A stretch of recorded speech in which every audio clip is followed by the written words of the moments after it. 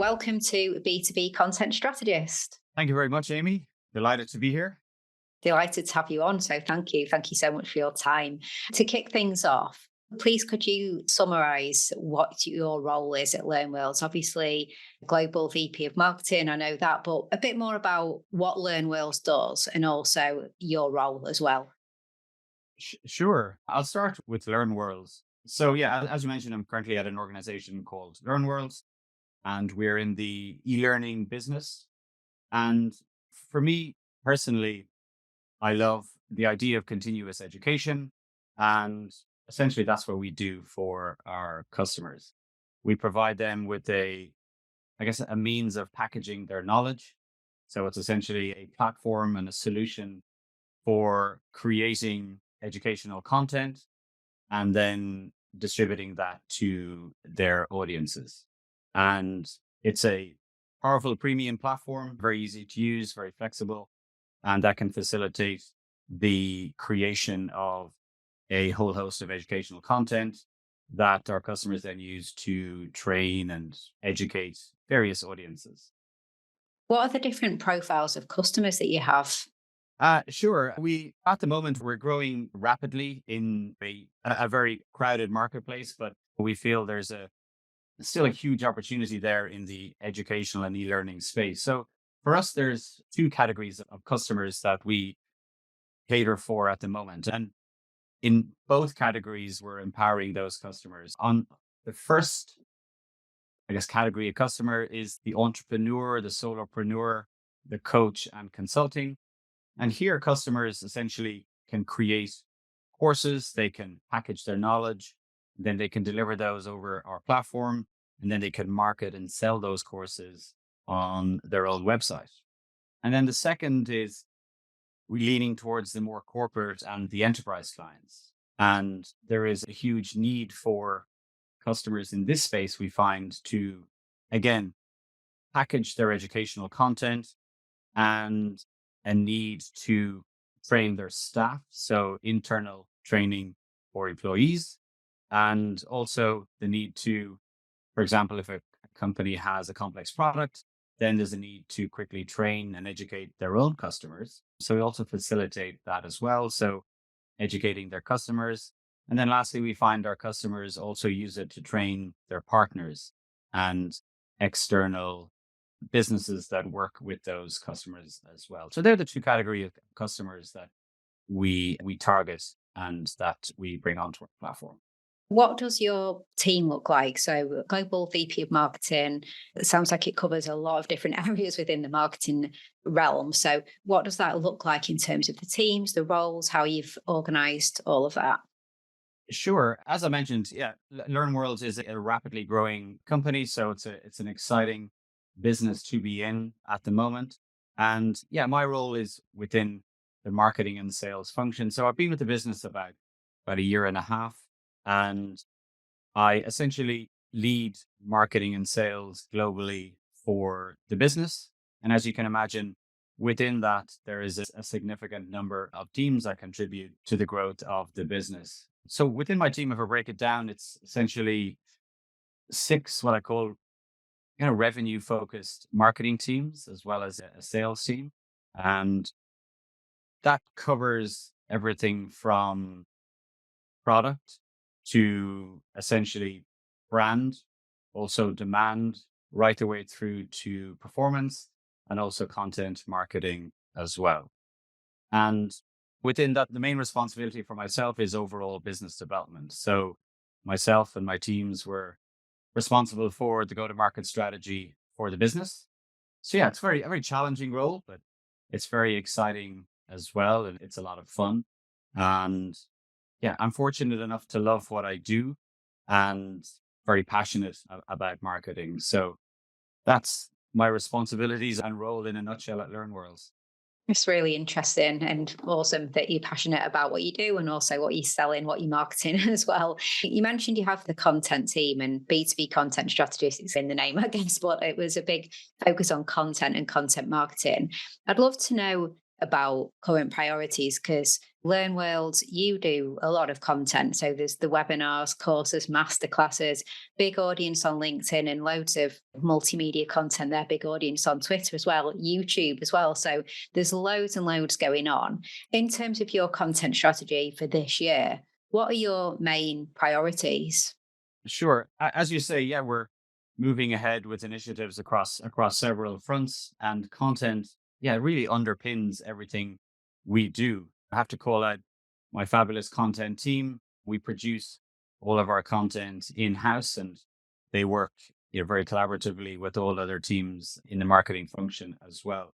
But you're right, the presence that you see out there for Learn Worlds essentially fuels everything we do. It fuels that demand gen machine. And what I would call it is really an educational content strategy. Because for us, we want to continue to try and be that major authority in the space, in our space. And that's something we try and continue to improve on every day. So the core strategy for us is built around what I call an educational content strategy.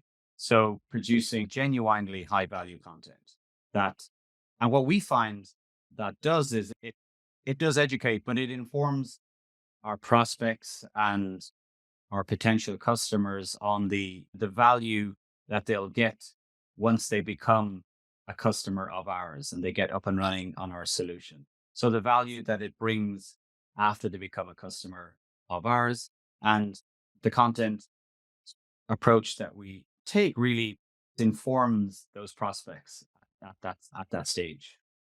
Is there a particular platform or content format that you're looking to go a bit more all in on? Because as I mentioned, I see so much in terms of video content and your LinkedIn, your Twitter, your socials, really multi-format carousels, memes, videos, all kinds of content. Is there a particular format or platform that works really well that you guys are focusing on, or is it really just quite spread around the different formats and platforms? Yeah, I would say it's somewhat channel agnostic. We do look at the channels that our prospects are present on to the best of our knowledge, that our prospects and our audiences hang out in. So it's somewhat channel agnostic from that perspective, but we do have channels that work better than others, and I can chat a bit more about those. But if we look at the strategy overall, where we really strive to get the most out of the content we produce, would be I would call it at the mid and top areas of the funnel. At the bottom, where we have very high intent visitors and prospects, we have a solid process, our website, and even our blog for bringing those high intent buyers that are very close to making a purchase and bringing them across the line. Where we need to make our content work really hard for us is in at the top, really what I call creating recognition for us and for Learn Worlds. Despite being around for quite some time, close on 10 years, we continue to focus on increasing our perception, increasing that recall and that recognition. So that's at the top. And then in the middle, it's creating and driving that demand. We want to fuel the conversion bottom of funnel piece. And then our focus is looking at how we can continuously drive demand in the middle, and then also creating recognition and creating that, elevating, I guess, our perception in the market. So easier said than done. And then that's our kind of three pillars. And then we kind of branch off into two different directions underneath that. One is the content production, as I mentioned, and designing that content, which we do in-house with the great team that I have. And then the second is the distribution and the repurposing. We need to give equal and weight and importance to that as well. So it's one thing to produce and to design it and to publish it, but then it's to really distribute that and to repurpose it. So so once we get to that stage, then it's a mix in regard to the channels that we use in order to publish and then distribute and repurpose that. I was wondering, do you have anyone or a particular role within the business that is looking at that distribution and repurposing of the content others have created? Or is it very much the responsibility of the creators to develop a repurposing and distribution plan with each piece of content or each key kind of pillar, main piece of content that they're creating?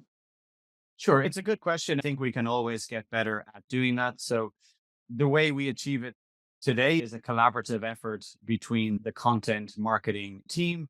And then also we have campaign managers and a campaign team that might have a particular objective and a goal for a particular, not just a particular piece of content, but a particular objective for the business. So if we're targeting a particular segment or a particular audience, then the campaign managers would work very closely with the content marketing team to obviously to create that high value content and those relevant assets, but then work together in terms of not just publishing it, but also distributing it as well.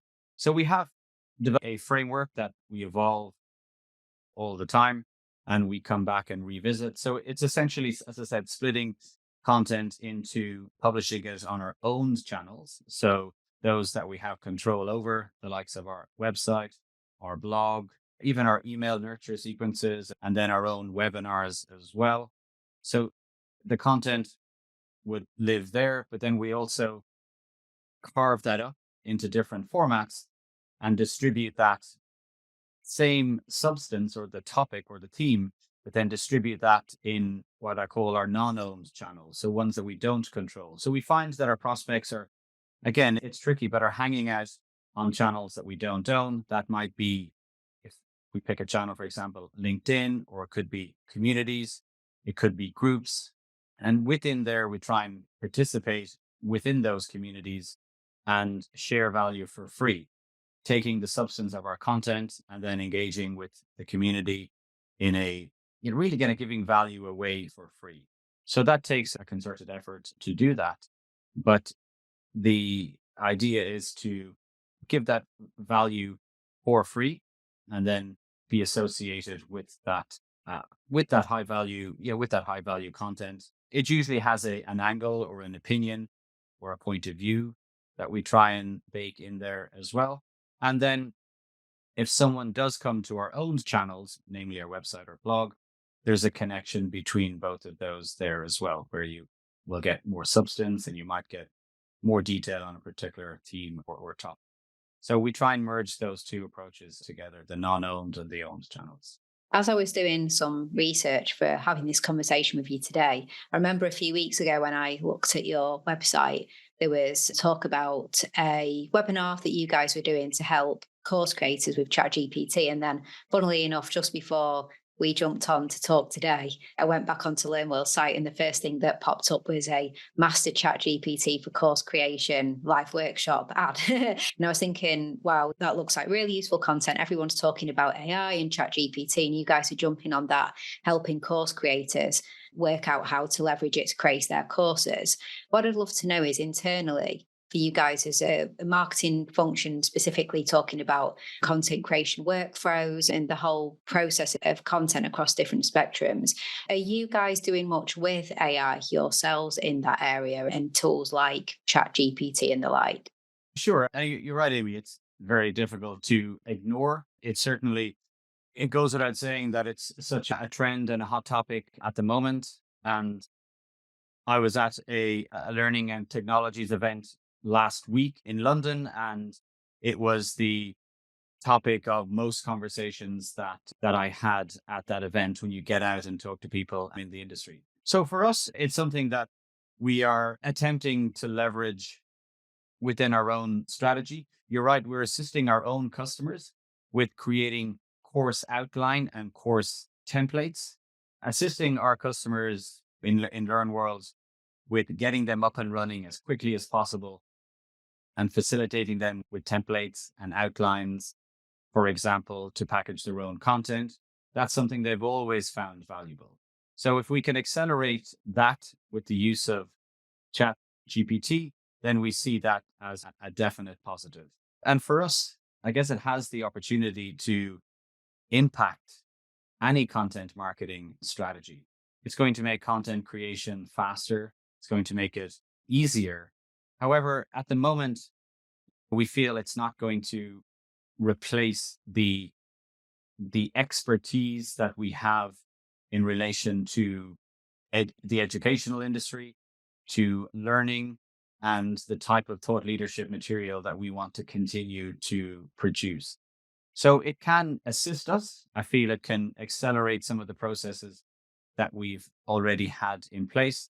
At the moment, it's not replacing what we do. And we're going to continue to, yeah, I guess just monitor how it's used and the advantages that we can get from it.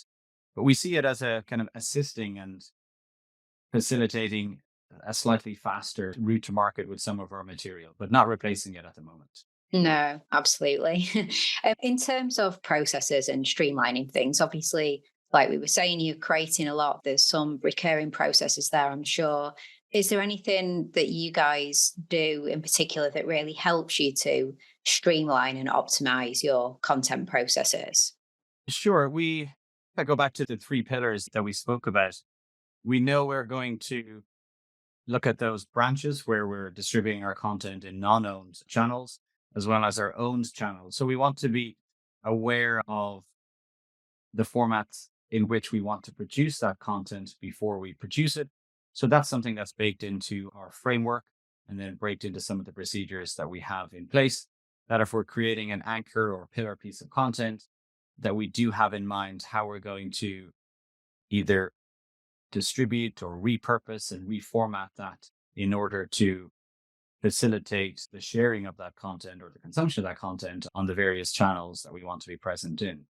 But then taking a kind of a step back up from that, we go back to those pillars. So the framework there that we follow is splitting our content creation into the top of funnel. So we call that essentially an engagement strategies or the engagement pillar. And that's the top of funnel. And then in the middle, I mentioned it's the driving demand. So that's the content strategy. So in the middle, we create hub and spoke type material that lives within our blog. So creating clusters of articles around topics. So we look at the opportunity that any new piece of content will bring us. So if that can be appended to a cluster of articles that we already have, that might be more beneficial than creating a standalone article on a particular topic. So we go for that deep expertise in a particular topic. And we find that organizing our content in that kind of hub and spoke way enables us to do that. So we find that our readers then consume more than single articles. So they're more likely to consume related articles if we cluster them together. And then that's a mix of gated and ungated. So we're thinking about blogs and long form articles, but then we might gate a portion of that, having given some of it away for free or given a taste or a teaser of what a particular piece of content contains. So at the mid funnel, it's a mix of gated and ungated. And then we can measure the consumption of that and then also the conversion of that for the gated content. So there is I guess there's a sense of what you'll get. So you're giving some of the value away for free. So someone is more likely then to part with information to get the additional part of the asset of the content. And then the top of funnel, we focus on that ungated piece, as I said. So creating content that we know we can distribute for free.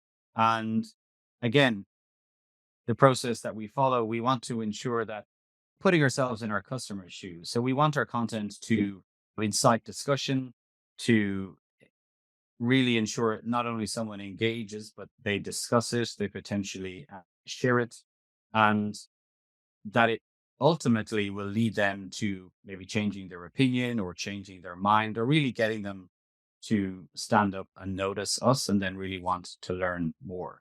So that's the two pillars that we follow within our framework, that engagement piece at the top, and then that more hub and spoke approach in the middle of the. With the gated content, just keen to know, is there any particular type, for example, is it the webinars that are gated or aspects of virtual events or more white papers, research studies, things like that? Is there anything that you see is particularly high converting when you have that gate over it? Yeah, we find that once we cover an actual need of a prospect. So if we're very specific and we speak to our customers in regard to what they might be experiencing and the problems that they are witnessing in their business and what they specifically want to solve, if we're very specific as opposed to being more general and more broad and generic. So being very specific in regard to a particular topic, but then also having a particular point of view and a particular angle on something we feel resonates with our prospects. We essentially whet that appetite and they are compelled to learn or to want to learn more. And sharing some of that content for free really gives away some of that value. Acts as a teaser. And then we find that's quite high converting once we ask the prospect to unlock that the full asset of the full ebook. Yeah. Like a direct content upgrade on something that they're already very much interested in and targeted to them. Makes sense. Could we talk about your most memorable content marketing initiative? It doesn't necessarily even have to be from Learn Wheels. It could be from a previous role even. But what really stands out to you as, and I wouldn't say the best because that's a challenging question, but a really memorable content marketing initiative and why it stood out to you so well, what kind of issues you encountered, what the outcome was? I'm fortunate enough to have been in the business for 15, 16 years and fortunate enough to have worked on several really great initiatives. If I was to pick one within Learn Worlds, as I said, it's a very fast-paced environment. So we tend to launch a high volume initiatives in a relatively short period of time. And then over the last year, there are two that come to mind. One is our own academy, which is our own school and our own academy that we use our own product to deliver expert material and expert courses to educate and train our own customers. But if I think of my favorite would be our annual summit. So every year we have our Learn Worlds virtual summit, Worlds of Learning, and it really takes an entire village to deliver that summit. And I really love it because it's true collaboration across all of the marketing functions, but then also the tech teams and the devs as well. So the business really comes together to deliver an event of that size. We have dozens of speakers and literally thousands of engaged attendees over the 2 days that we run it, and we run workshops as well. But the content and the assets and the material that's produced during 2 days, so essentially the output, really provides the fuel and the momentum for weeks and months to come to feed all of our follow-up demand gen initiatives. And the initiative itself resonates with prospects right across the funnel. Those that we're introducing Learn Worlds to for the first time, those that are considering taking their business online, and those that are quite close to making a buying decision. So for me, it's really that brand to conversion aspect covered, and it's so impactful. And ultimately, it delivers results for the business. So I'd have to say, if I picked one over the last number of years, the Learn World Summit would have to be it. I love that. I love virtual events for the line of work that I'm in. They signify half a year to a year's worth of content. You can like repurpose them as well. So that's awesome. What about on the flip side? So perhaps a cautionary content marketing tale or funny story about a campaign or an approach that perhaps wasn't quite right, didn't go quite as planned. The traps that is quite easy to fall into. It wouldn't be one particular example, but for me, it's quite easy to get caught up in the specifics and the mechanics of any initiative or any campaign and designing that campaign and taking it to market. But there are several examples in my own experience, and I've been guilty of this as well, is that ignoring the needs of your customers and your target audience. Sometimes it's easy to deviate from that. And it goes back to what I mentioned earlier. If you're too broad and you're too generic, it's not going to resonate. So something that might make sense to you internally within your organization or within your team may be missing the point or missing the mark to your audience. So it mightn't be the most exciting example, but I do feel it's something that marketing individuals and teams forget to do, put themselves in the customer's shoes. But would this message or would this campaign or would this proposition work for me? With the marketing that I'm producing, would this work on me as a prospective customer of this business? So really challenge yourself there. And I've seen that happen, and I've seen huge initiatives really, I guess, underperform because of that point. And for me, it really needs to resonate with your audience. As I said, change your mind, change your thinking, and really get them to stand up and notice. Yeah, I agree. And I think regularly doing that assessment and sometimes just like owning up when you realize maybe it has gone slightly off course and it might be a case of doing a bit of rework to get it back on course rather than just staying that route when it's not quite right. So I completely agree with you on that one. Some final quick fire questions. What's one takeaway tip that you'd give your younger self starting out in your career in marketing? I Looking back at when I started out as a marketer, started out in the agency world, my advice to myself would be to really, I would say, go deep on all the discipline of marketing. At various points in my career, I've heard the suggestion to be a subject matter expert in one particular area of marketing, be it performance, be it SEO, for example, and have a light level of knowledge on other areas. But what's essentially benefited me, certainly in the last number of years, is to have a deep as possible understanding of all the aspects of marketing. And that's really stood to me. And all the way from brand, as I say, all the way to conversion and retention.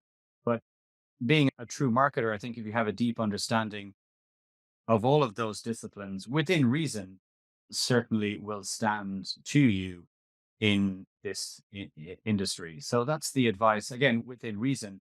But ultimately, it's part of a business. And for me, it's a absolutely crucial part of any business, the marketing function. So the deeper your understanding of the role marketing plays within a business, the better it's going to stand to you, as opposed to knowing one or two aspects really well. Yeah, I completely agree with you. And like you said, too, within reason as well, if you are going to outsource certain areas of expertise, you should still educate yourself and know an awful lot about what you're outsourcing, even if you bring in deeper expertise. I completely agree on that rounded knowledge of all the functions that you're ultimately responsible for or going to be working with. What would you say is a typically overlooked or undervalued tool that you recommend to content marketers? Marketers love tools for sure. Some of them bring a ton of value, and some don't. Within a marketing function, this might not be just specific to content marketing. One of the tools that I have found invaluable within the marketing function overall may not be the most exciting, but I feel it's just proving enormously valuable. So we go to market in a very integrated way. We tend to ensure our channels work together. So as I mentioned, the content that we produce gets baked into activity and initiatives that are surfaced on multiple channels. And one of the things that I am seeing is that there is a high volume, I guess, of fraudulent traffic, fraudulent clicks, and fraudulent visits to blogs and to websites that carry all the way over to conversion. So one of the tools that we use in-house at the moment is called Lunio, and it is a fraud prevention tool. But for me, it's such a necessary tool, as it tends to really just eliminate that bot traffic and that spam traffic and enable us to get our material and our content into genuine prospects and get to reach the audience that we intended it to do. Not extremely exciting, but one that we feel really valuable. And it's unfortunate that we see such a percentage, let's say, of traffic that's not valid, but it enables us then to reach the intended end user and our audience just more consistently. Sounds really useful. I'll check that out. I'll put a link to that in the show notes as well. So thank you. And then if you could create any kind of content for Learn Worlds, and it's just a case of limitless resources and budget. So we've had people say Super Bowl ads, billboards in Times Square, that kind of thing. What would you immediately think? Right, that's what we're going to do. I'd like to think that I'm coming up with amazing ideas every day within the business. And yeah, to be fair to the team, we regularly brainstorm in regard to what we would really love to do if we had, as we say, limitless time, resources, budget. One of the things that's always been in the back of my mind is which is what we might maybe deem slightly unusual for B2B marketing, but I have seen it used very cleverly in the past.